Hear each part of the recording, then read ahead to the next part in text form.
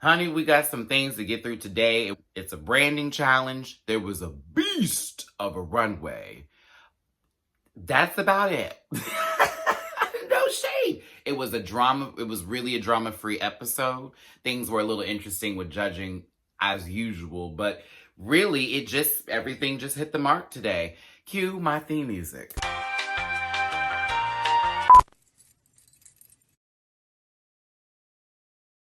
Listen. Yeah. Yes, Lord. Get that out of there.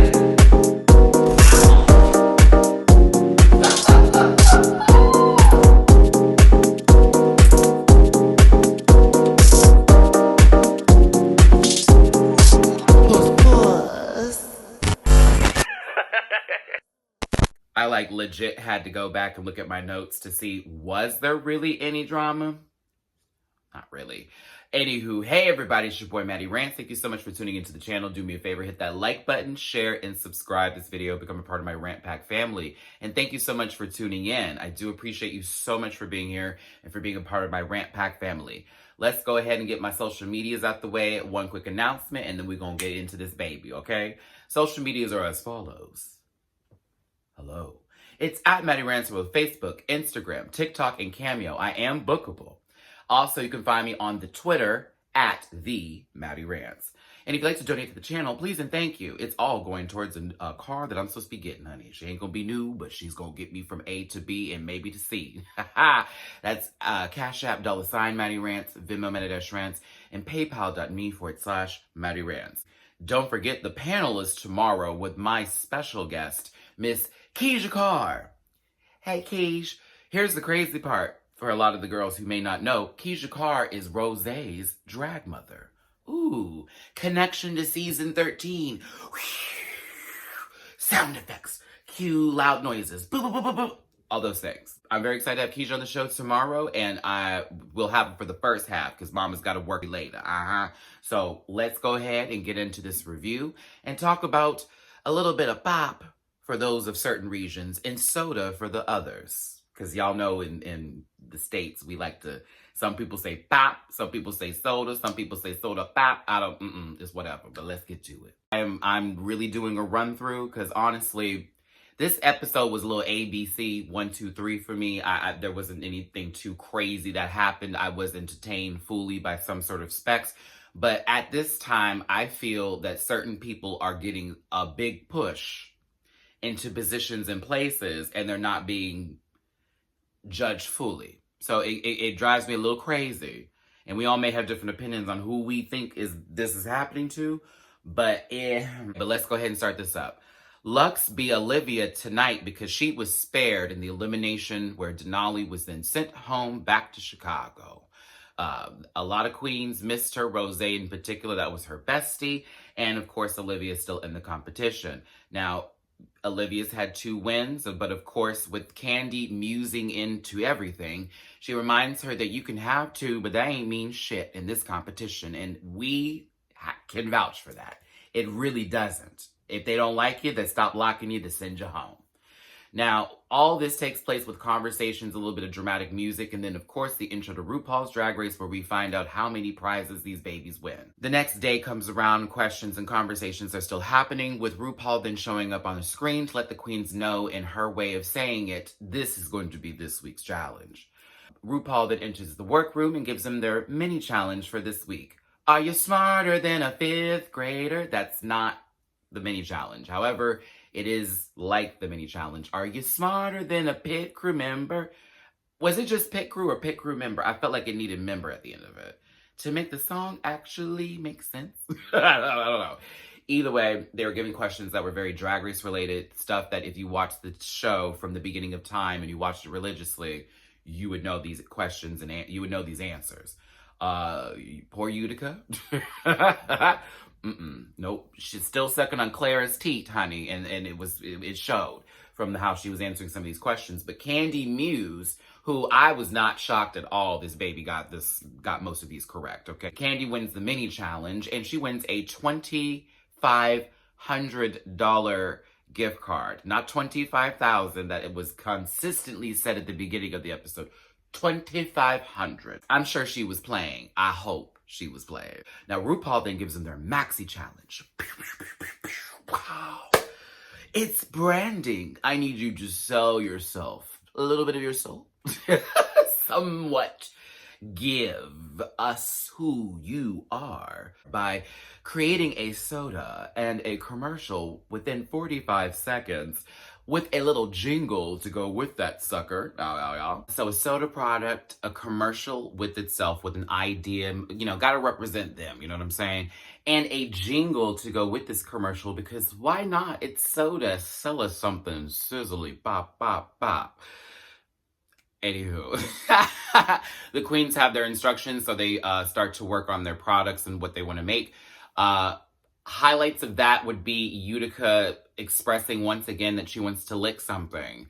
And licking this can, and child, I was like, girl, she's gonna be automatically in trouble. And low-key, I forgot to mention this, but Tina Burner at the beginning of the episode was definitely an indication that something bad was about to happen to her as well. Because what did Mama say? It's time for me to get a win. Share some of those, Simone. Of course she said all of that, but then usually in these cases, when a queen professes their need to win or their desire or the struggle to win, Mama either going to win that day or Mama is going to be in the bottom somehow. And we have seen how that worked out this week's episode. Apologies, everybody. I had to switch to my headphones here because I recognize the sound of construction happening on a Saturday in this apartment complex. These people ain't shit over here. So I promise you. Them doing that now at like 8 something in the morning does not make any sense whatsoever. They're supposed to be only working on Monday through Fridays, but let's continue with this review. Apologies for this weird changeover. Carson and Ross are going to be helping them with their branding challenge by directing their commercials. They do get to use some of the pit crew if needed or necessary, and of course all the products or props that they have are available to them.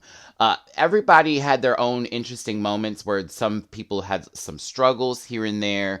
Some people were confused. It was almost like Ross and Carson were only giving like the most to the people who they wanted to stay that they liked. Not really, I'm just messing. But honestly, they love Simone. They were just like, well, she could just do whatever. She could say whatever and she'll be fine. And, there was a couple other people who really didn't have that much of a struggle. Candy looked a mess, but at the same time, I thought that was chaotic and funny. Just the production of that commercial being put together. Got Mick with the irony of it all. It was again, lost in translation when it's not. It just didn't. I really did not like God's commercial. It was so dumb. And it was so, get it? Wank. Like, we do, but it's just the way it was presented did not really. I didn't want any. Mm-mm. But Utica sucking on a cow's udder teat is still going to haunt me in a sense. It's still going to haunt me. I wasn't ready for that. It's not a real cow, Matt. I get that. That was so weird. And why would that be something that would sell me soda?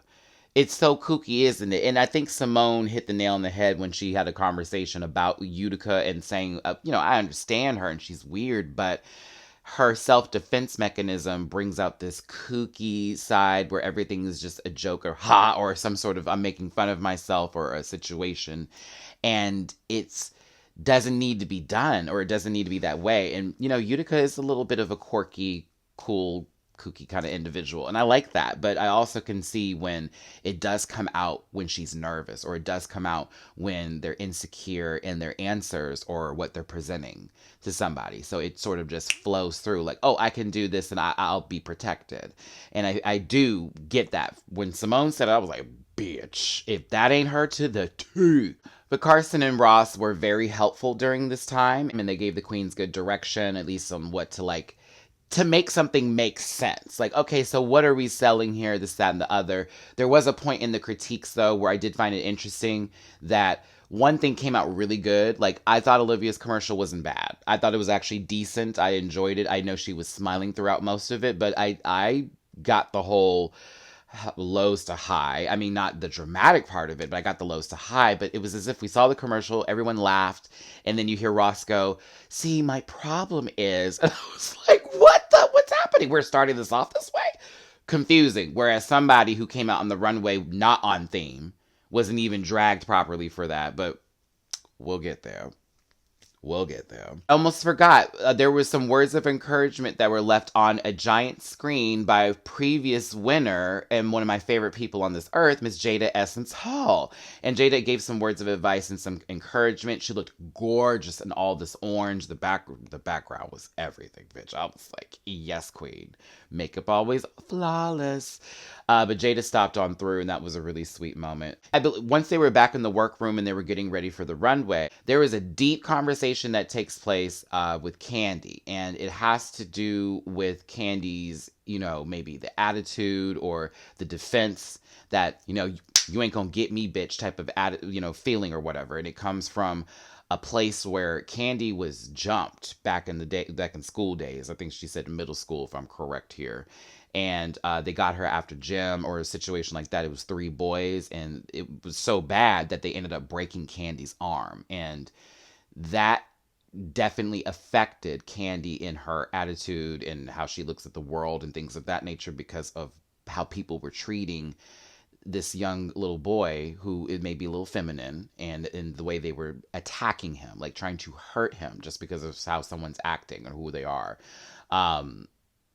I related so much to that when Candy had that speech, and it was not the first time I related to Candy in a way, but I get her way more now because I've had that incident happen to me several times throughout my life. I've been jumped plenty of times.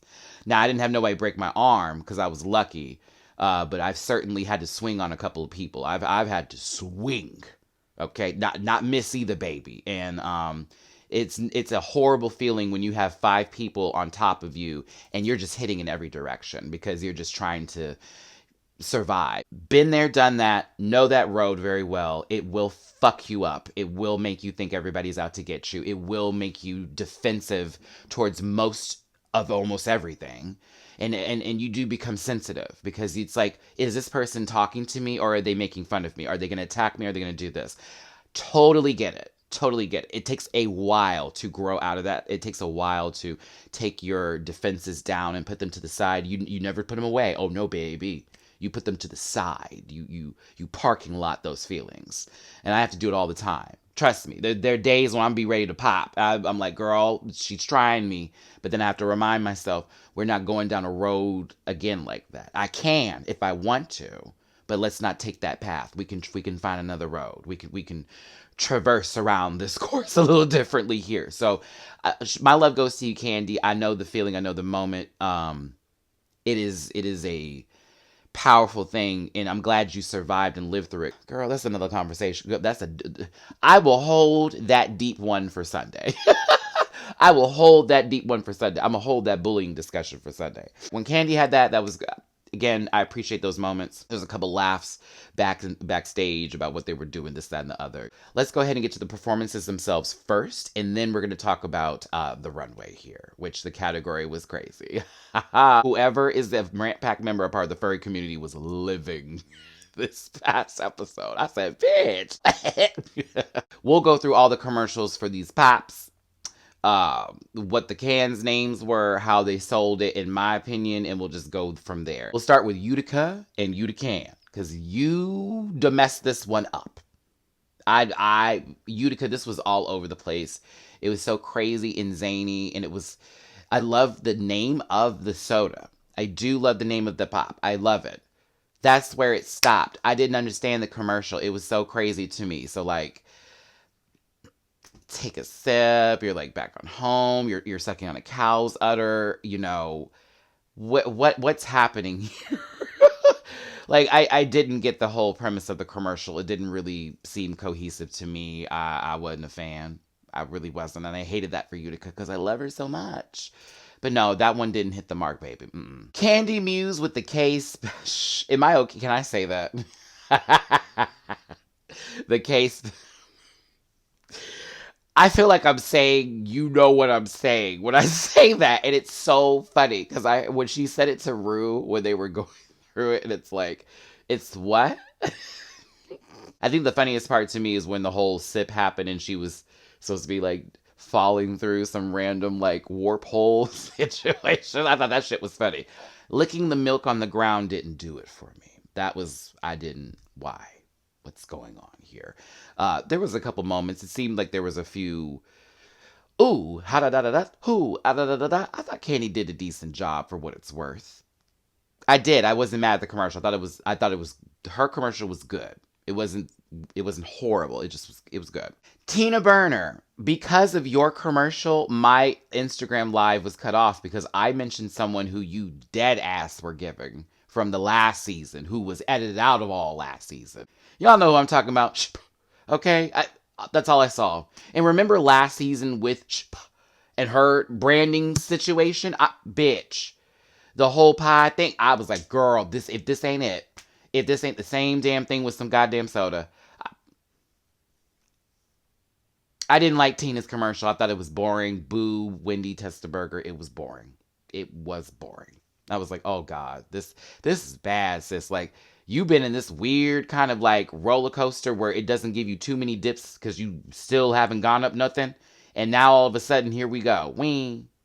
I mean, no, she had one high position, I think, but I was still confused by that high position. Either way, Tina Burner, I wasn't burning it. I was not feeling burning up. This was also the name of the can. With the catchphrase that had nothing to do with burning up. I mean, it did, but not. I just think Tina missed the mark on this one, y'all. I really wasn't interested. Low key, I stopped. You know, I had to dip out and dip in on that one. I was like, what is happening here? Is this supposed to be entertainment? This is Simone. This, of course. Sweet tooth, okay? Presentation. Let's just say it. Simone was Jennifer Lewis. Simone was Jennifer Lewis selling me soda. And of course, I would let Jennifer Lewis sell me anything. Simone ate this one up. I live for the can. I live for the gold tooth. Talking about you gonna need one at the end drinking this. I loved Simone's commercial, and I love it when Simone gets into these accents and everything goes into this with the carbonated. It's got sugar. Coca-Cola. I love Simone. Simone is a hoop. So she sold that commercial down. Next up is Got Mick with Sex Juice. Okay, irony is not lost on most. But the problem is that maybe, no, I want to say it's the way it was edited, but no, it was very,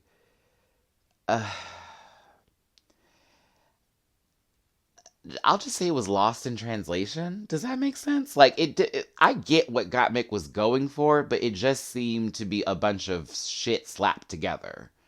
And it was like, okay, I'm gonna fart now because this drink and the delusion of it. And, you know, I think I'm sexy, but it's the delusion behind it because I'm really not sexy. But it's like, you got sex, but it's not sex. Like, it's very her, but not. And it's like, wait, what? You know what I mean? Like, that works for a couple of things. This in itself with the branding challenge, it did. I don't know if she was trying to do like Alaska meets Jinx Monsoon with, you know, anus versus delusion and that whole way to sell everything, but it just didn't. No, it didn't meet the mark for me. Next up, we have Olivia with Live. I did not hate this commercial. I actually kind of liked the commercial. The whole fact that Olivia was with this random tiny purse and she's just carrying it like, her hair was everything too. She's lost somewhere trying to find some man. The guy shows up as a dream mirage situation and then he's gone. Why? And then she finds this soda in the fountain of youth. Okay, now that I'm describing this to you, I'm so sorry. I was trying to sell y'all that package. See what happened there? Olivia's was decent. I didn't hate it, but now that I'm talking about it over again, it was a little, okay, okay. Like, there should have definitely been damn, I outsold myself on this. Um, there definitely should have been a little bit more dramatics in the mug. I will say that, but I did understand the commercial. I just think that this was a little bit tricky for Olivia here. And I don't know, how else would you think Olivia would have sold some soda pop? Like, what would have been the other thing? Like, everyone was saying online it should have been something to do with her smile. Which, yes, that would have been very easy to do. Very, very clean. Like, lots of cheese and lots of all of that. Like, you just won't be able to stop. Oh, my face. You know, all that kind of good stuff. Yeah, that would have worked. That would have worked. That would have worked. But I thought Olivia did a decent job. Rose was the last one here. And Rose, honestly, between her and Simone, this was theirs.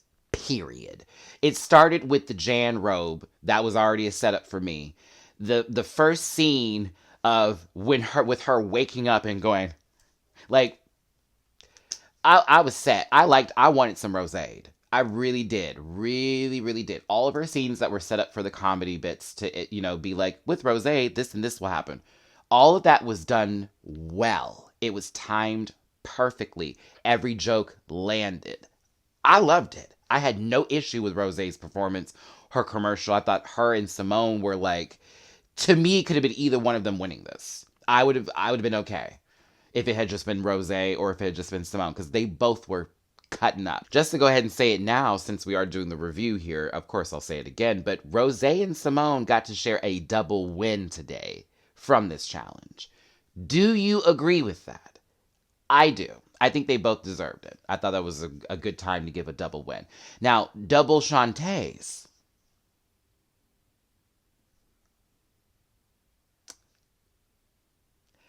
Yes. Yeah, that's a little different.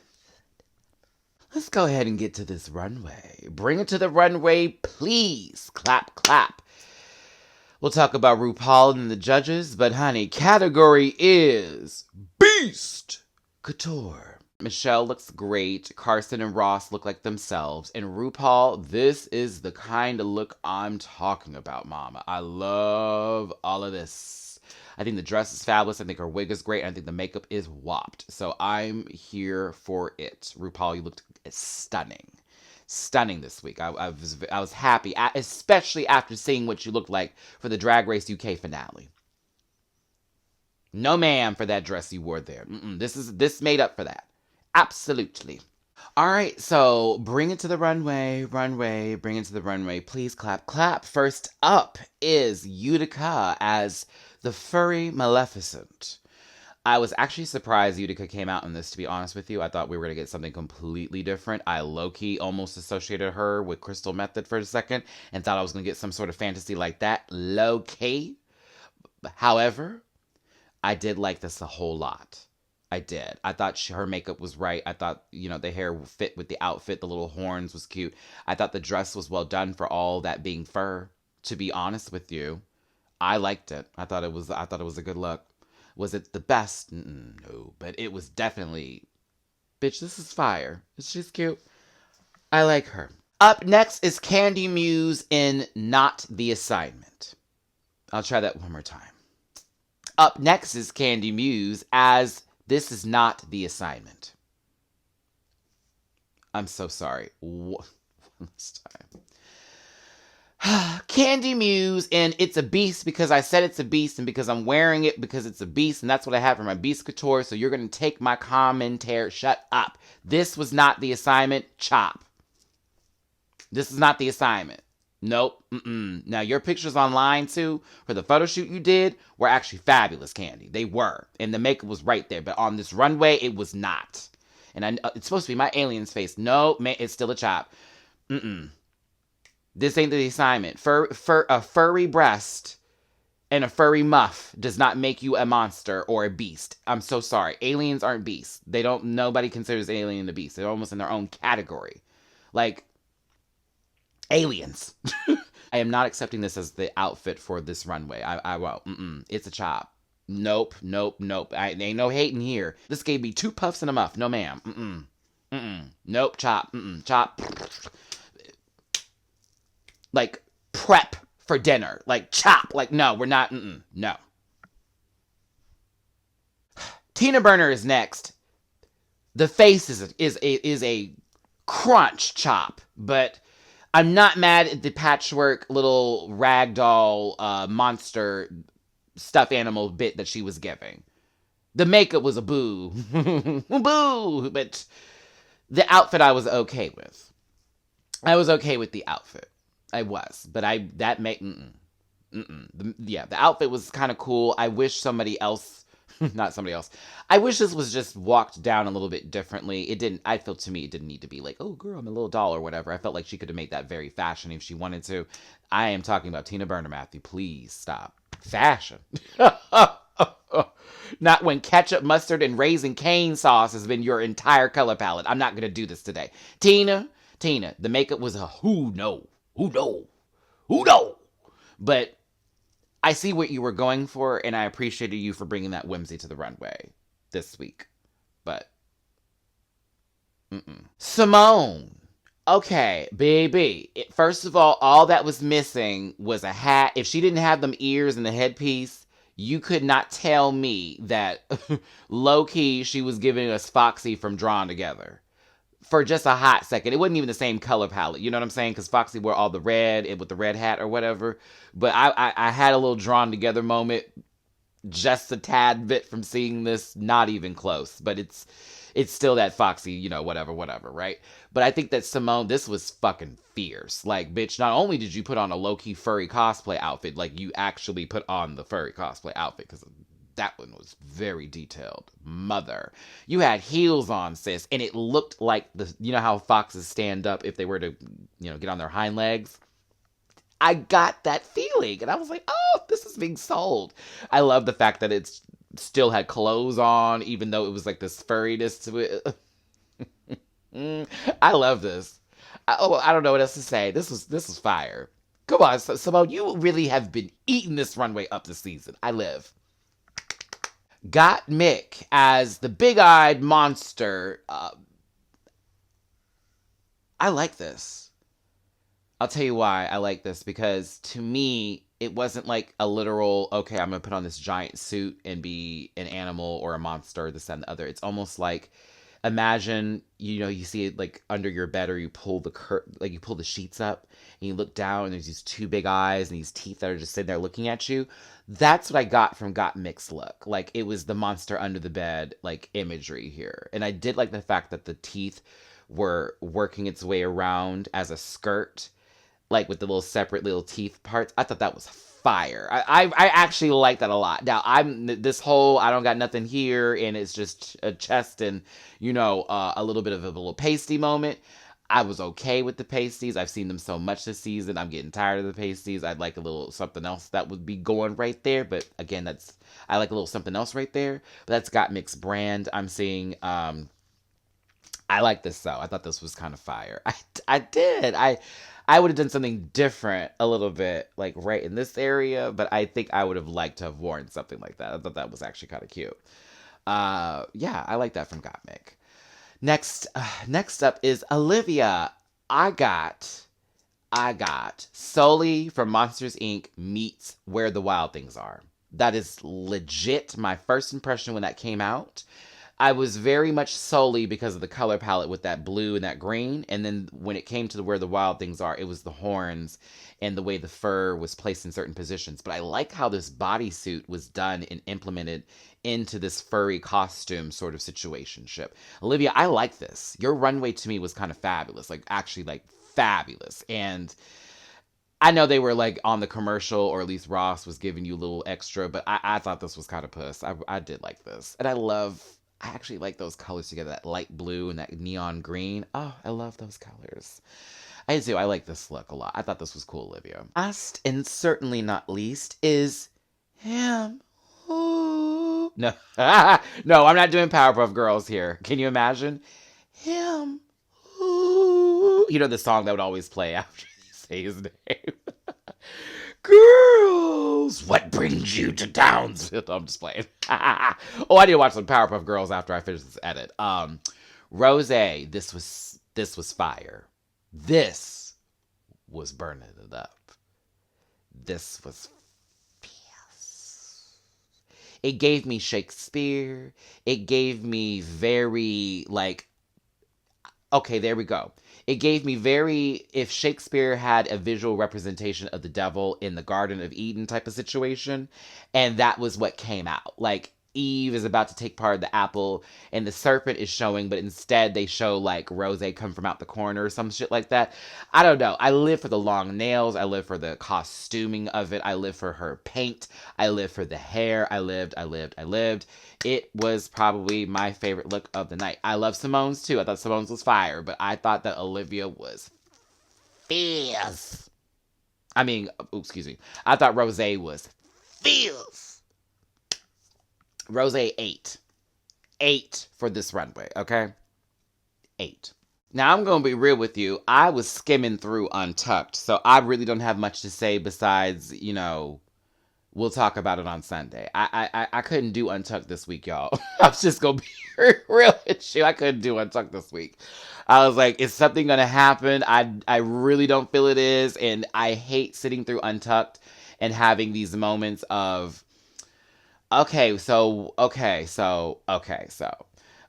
one part I did like about Untucked that I can feel and relate to, and actually I have some love for Tina on this one, was when Tina Burner's mom came on the screen and had this really heartfelt moment, and Tina started to discuss, you know, the things that him and his mom went through, and, you know, that was a really sweet moment, and I miss my mom, so trust and believe I would give anything to have a video message from her pop up for me right now, giving me some words of encouragement, okay? But other than that, I had to put Untucked in this little bracket of a minute and 30 something seconds here, people. So please forgive me if you wanted some more details on that. But it wasn't it this week. We'll talk about it on the panel. But back to this episode. Judging takes place. I was confused as usual with some of the comments and critiques. A lot of them I agreed, and some of them I really didn't. After judging commences, we have our two winners, like we discussed before, which is Simone and Rose. Our bottom three was Gottmik, Tina Burner, and Utica. All made sense for their particular reasons. Tina's drink was not burning at all. Nothing up. Utica can't get this weird, I need to be kooky-da-dookie all the time situation. It's messing everything up. And Gottmik was being, she needed to get some humor. And for Gottmik, we just didn't get the irony because it was lost in translation. Gottmik is saved, and Tina Burner and Utica are now lip syncing against each other. This is where my anger or disappointment starts to settle in with this episode, because not only were we given a top tier lip sync song that I was very, very, very happy to hear on our screens, but we are given two people who, one has their own idea of what rhythm is, and the other one believes they're on rhythm, but they move like they move like they're Harlem shaking. Y'all know I'm talking about Tina Burner. Tina Burner be moving like she's Harlem shaking, like she just be throwing stuff. Half the time her body is moving when it's not supposed to be, when the beat hasn't even hit the first mark. Sorry to tell you, but that's how I feel. I don't see it. So when we get to my humps, I was my bored. I was my over it. Over it. Because, spending all your money on me. What you gonna do with all that? It was just very, they heard the song in the club and they were like, oh my God. Like, Tina looked corny. I couldn't take it. I couldn't take Tina. I just couldn't do it. I'm so sorry, y'all. And then Utica, what is happening here? I hated the whole thing. I hated it. I hated that lip sync. I really did. I was disappointed. I don't even want to talk about it anymore. I could keep dragging these two for this. Bitch, I was taken back to No Scrubs days, except not as bad. Because No Scrubs, man.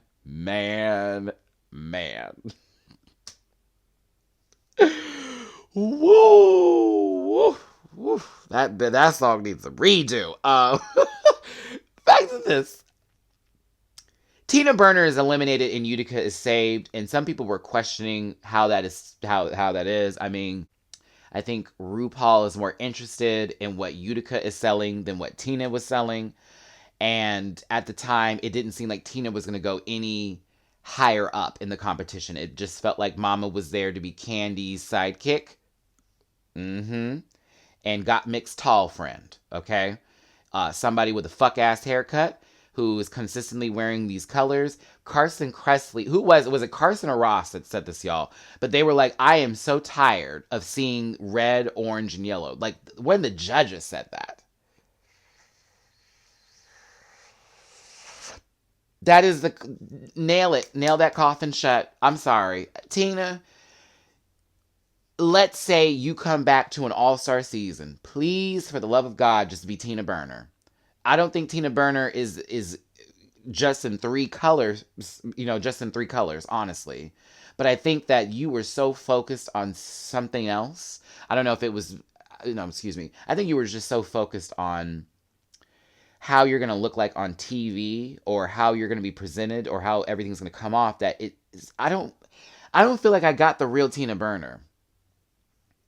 I feel like I got some of it. I feel like I got portions of Tina, but I hate to do this, but the people from New York have really hyped your ass up, and probably and rightfully so, because you are a sensation, in New York and wherever you travel. No, Matt, cut all this out. Cut all of it out because I can't get my words together. But I'm going to say it seemed like the hype was real behind Tina, and it didn't match eventually as the season progressed. But I think that's because Tina was in her own way half the time and thinking that I'm supposed to do this and I'm supposed to do this. But in reality, no, you didn't have to. And no, you didn't need to. Either way, I was entertained by Tina for majorities of the season. I didn't agree with her during that entire argument with Tamisha and Candy and all that, but I will say that Tina was entertainment value. There were a couple funny moments here and there for her and a good time, and I'm glad we got to see Tina Burner on our television. So hopefully we'll maybe see her again, and maybe we'll see her in different colors and with a renewed sense of what they can do with the competition. But, shout out to Tina. Utica, you stayed, my Seventh-day Adventist sister, by barely. Honestly, you both could have gone home. I would have been okay with a double sachet away. I would have been just fine. I think we were all begging for it. No, we all weren't begging for it. I'm not going to speak for y'all, but I personally was like, girl, we could get this season wrapped up very quickly if you just eliminated these two right now. We would have them two gone. All right, now we on to the next top 4 and then the finale. No, we're not going to do that. But anywho, if I miss anything in this episode, we'll be discussing on the panel. Also, if you want to discuss what I missed right now, head to the comment section. I don't need to be insulted along the way. It's so hard for people to realize here. Tell me what you thought of this week's episode. Were you a fan of the branding challenge? Did you enjoy the mini challenge? Are you smarter than a pit crew member? How was BEAST Couture Runway for you? What'd you think of RuPaul tonight? What'd you think of judging? What'd you think of the lip sync? Were your humps feeling that lip sync? Ugh. I love to know. Thanks so much for tuning in, everybody. Don't forget to hit that like button on the way out. Don't forget to share and subscribe to the channel and become a part of my Rant Pack family. And remember, this Sunday, tomorrow, I need to actually also get that thumbnail put together. Keisha Carr is going to be our special guest for the first half of the show. Thanks again for tuning in, everybody. Hugs and kisses, my best love and wishes to you. It's your boy, Matty Rants. I will see you today and tomorrow. Bye.